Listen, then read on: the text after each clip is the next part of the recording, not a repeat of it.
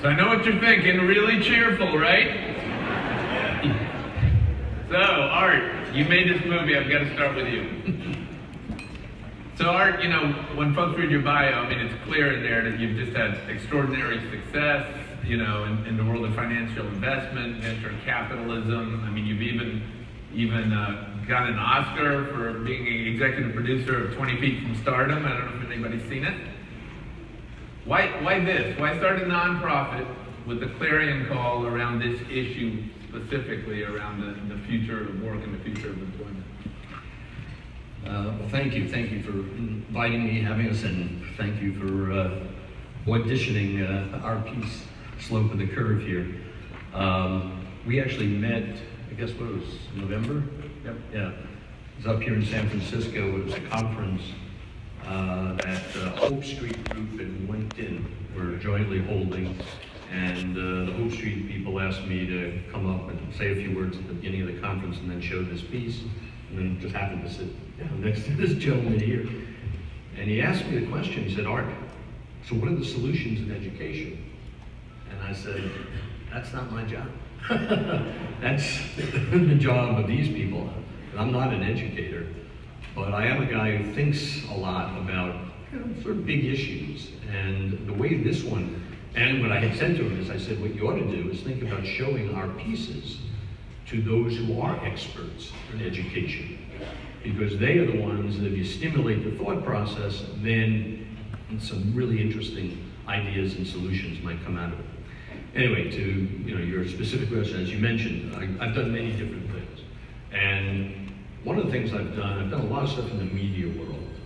And that's because in 1985, I met a really interesting guy. His last name was Turner, first name Ted.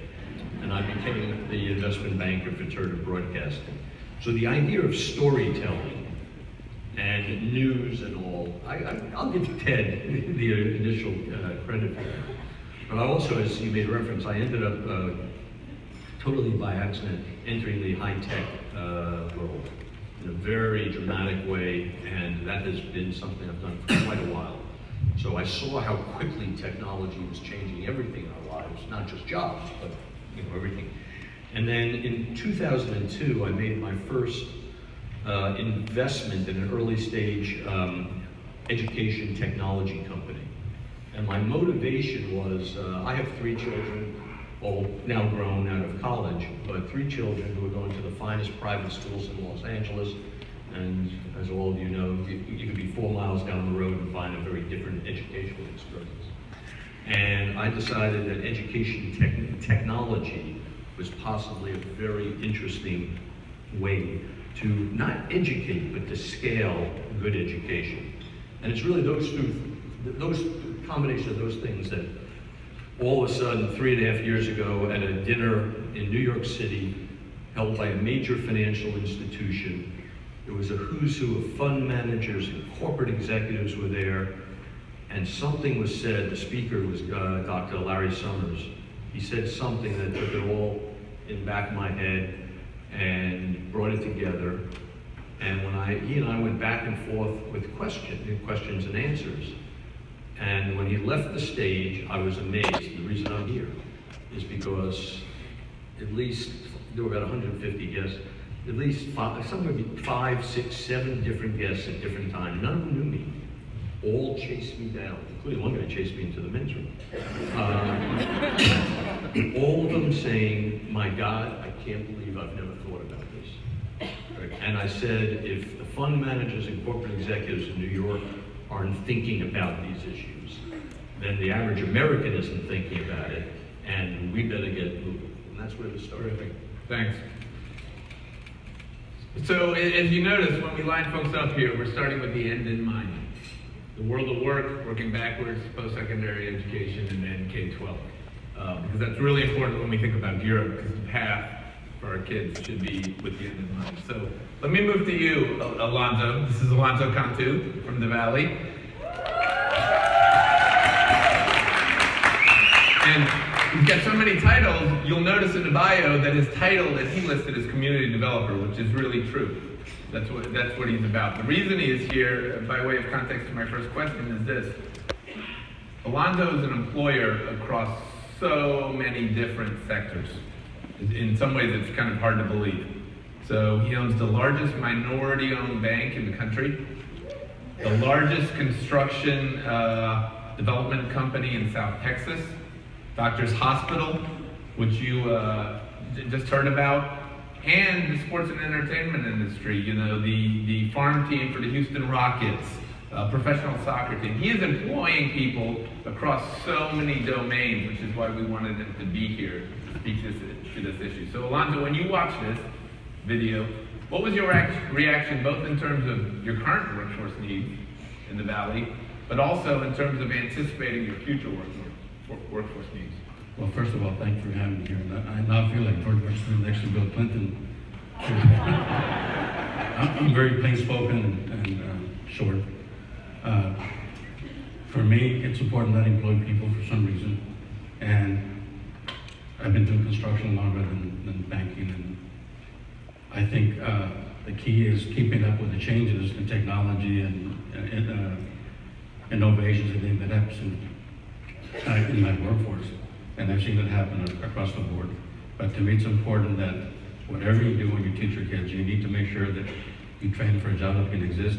Communities need to get together and make sure that whatever you're doing, whether it's education or training, whatever, the jobs are there for the kids and the students. And so that's what I try to do, and we change things a lot, pretty often in all our business. Terrific. Bob. So, Bob, you are the president of the Kentucky Commission on Higher Education.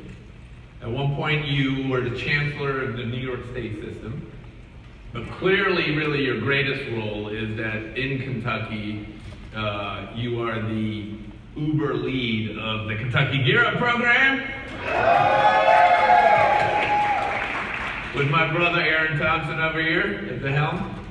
So when you saw this, and you know, Bob, you're known in this country as a workforce development. Although you're in post-secondary space, you have deep knowledge in workforce development. When you watched the video, sort of what was your reaction to it, and what was your reaction around the role of higher education in terms of solving this potential crisis that Art played out?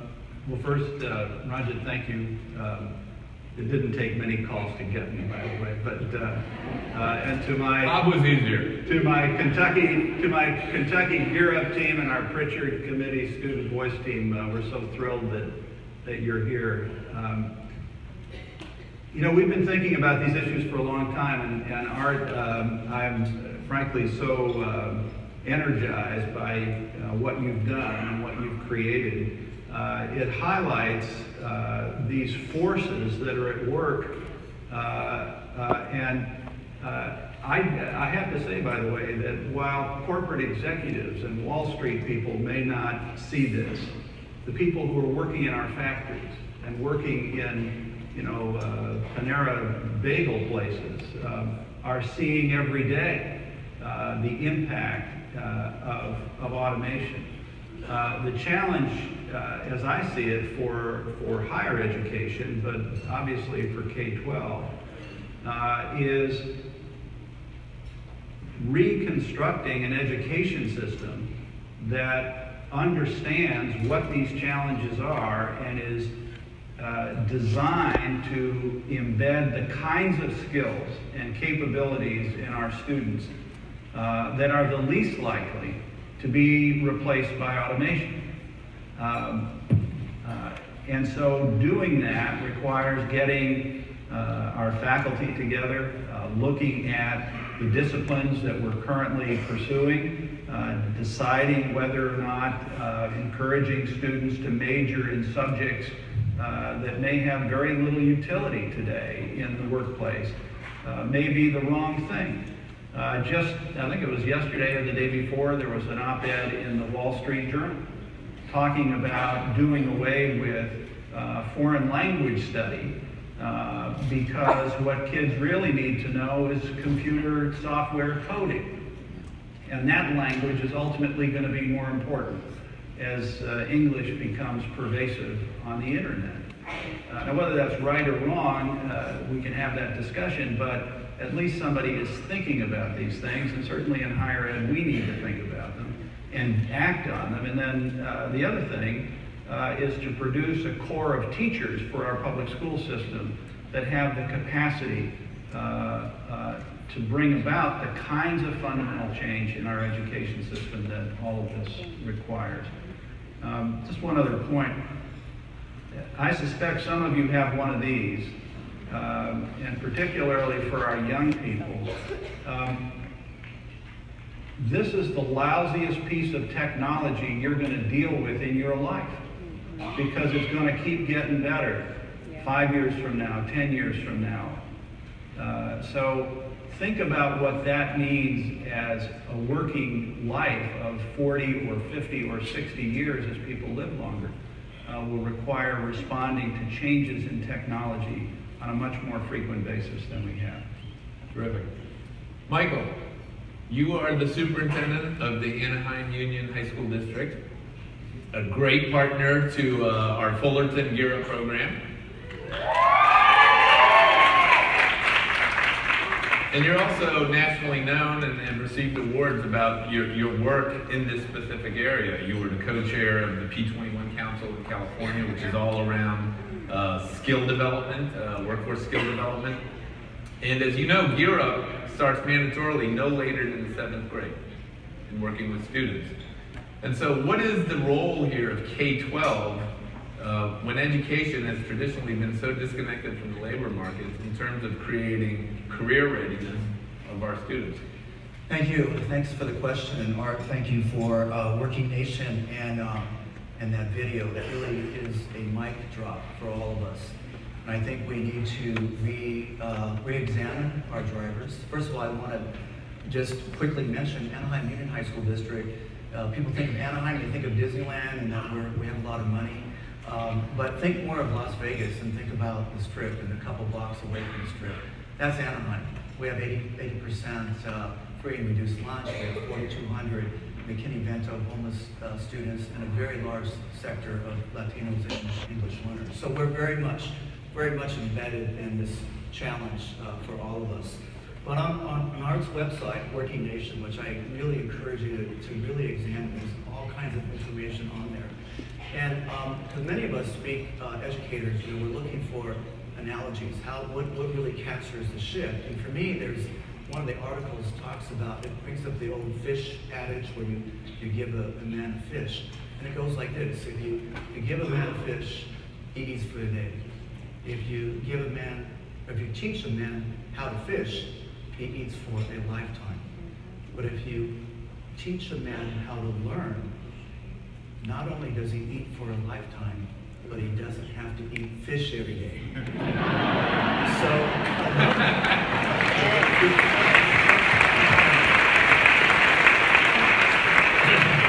Well, that's on Art's website.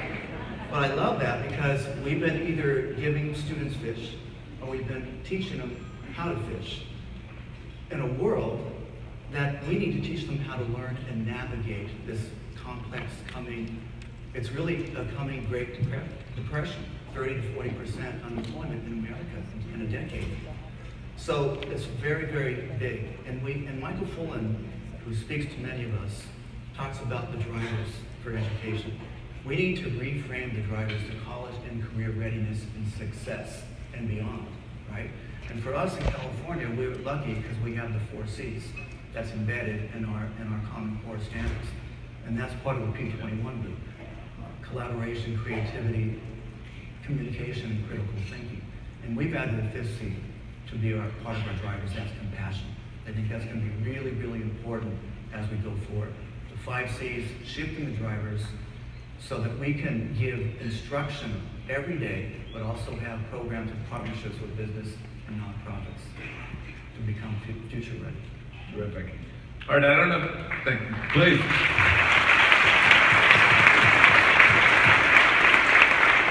Art, I don't know if you heard what Michael said at the very beginning. He said when he watched your video, it created a drop the mic moment. That's got to be better than even an Oscar, really, to create the drop the mic moment. That's cool. So Art, you keep telling me, for the last 8 months that you don't, 8 months really, that you don't know the answer for educators, right? So let me say this, that Gear Up is built on the idea of a relay race and handoff transition.